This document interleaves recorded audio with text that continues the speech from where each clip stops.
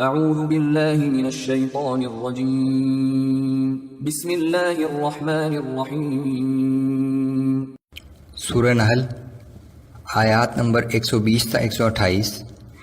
چونکہ یہود، نصرانی اور مشرک سب کا دعویٰ ہے کہ ہم دین ابراہیم کے پیروکار ہیں، اس لیے ابراہیم علیہ السلام کے بارے میں وضاحت کہ وہ نہ یہودی تھے، نہ نصرانی اور نہ مشرک، وہ خود اپنی ذات میں ایک ملت تھے اور مسلمان انہی کی پیروی کرتے ہیں۔ رسول اللہ صلی اللہ علیہ وسلم کو حکمت اور صبر کے ساتھ حق کی دعوت دینے کی تلقین۔ اعوذ باللہ من الشیطان الرجیم۔ ان ابراہیم کان امتا قانتا للہ حنیفا ولم یک من المشرکین۔ بے شک ابراہیم علیہ السلام اپنی ذات میں ایک پوری امت تھا، اللہ کا مطیع فرما بردار اور یکسو، وہ کبھی مشرکوں میں سے نہ تھا۔ شاکرا لانعمہ اجتباہ وہداہ الی صراط مستقیم۔ وہ اللہ کی نعمتوں کا شکر ادا کرنے والا تھا، اللہ نے اس کو منتخب کر لیا تھا اور دین کی سیدھی راہ کی طرف رہنمائی بھی کی تھی۔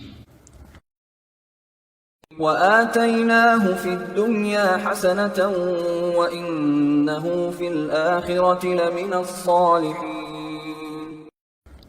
ہم نے ابراہیم علیہ السلام کو دنیا میں بھی بھلائی عطا کی تھی اور یقیناً وہ آخرت میں بھی اعلیٰ مرتبہ کے لوگوں میں سے ہوگا۔ ثم اوحینا الیک ان اتبع ملت ابراہیم حنیفا وما کان من المشرکین۔ اے پیغمبر صلی اللہ علیہ وآلہ وسلم، پھر ہم نے آپ کی طرف وہی بھیجی کہ یکسو رہنے والے ابراہیم علیہ السلام کی ملت کی اتباع کرو اور وہ کبھی شرک کرنے والوں میں سے نہ تھا۔ انما جعل السبت على الذين اختلفوا فيه۔ ہفتے کے دن کا احترام تو ہم نے انہی لوگوں پر فرض کیا تھا جنہوں نے اس کے بارے میں اختلاف کیا تھا۔ وَإِنَّ رَبَّكَ لَيَحْكُمُ بَيْنَهُمْ يَوْمَ الْقِيَامَةِ فِيمَا كَانُوا فِيهِ يَخْتَلِفُونَ۔ اور یقیناً آپ کا رب قیامت کے دن ان کے مابین ان باتوں کا قطعی فیصلہ کر دے گا جن میں وہ اختلاف کیا کرتے تھے۔ ادع إلى سبيل ربك بالحكمة والموعظة الحسنة وجادلهم بالتي هي أحسن۔ اے پیغمبر صلی اللہ علیہ وآلہ وسلم، لوگوں کو حکمت اور عمدہ نصیحتوں کے ذریعے اپنے رب کے راستے کی طرف دعوت دیجیے اور ان کے ساتھ احسن طریقے سے بحث و مباحثہ کیجیے۔ ان ربك هو اعلم بمن ضل عن سبيله وهو اعلم بالمهتدين۔ بے شک آپ کا رب اس شخص کو بھی جانتا ہے جو اس کی راہ سے بھٹک گیا ہے، اور وہ راہ راست پر چلنے والوں کو بھی خوب جانتا ہے۔ وَإِنْ عَاقَبْتُمْ فَعَاقِبُوا بِمِثْلِ مَا عُوقِبْتُمْ بِهِ۔ اور اگر تم لوگ کافروں سے بدلہ لو تو بس اسی قدر بدلہ لو جس قدر تم پر زیادتی کی گئی ہو۔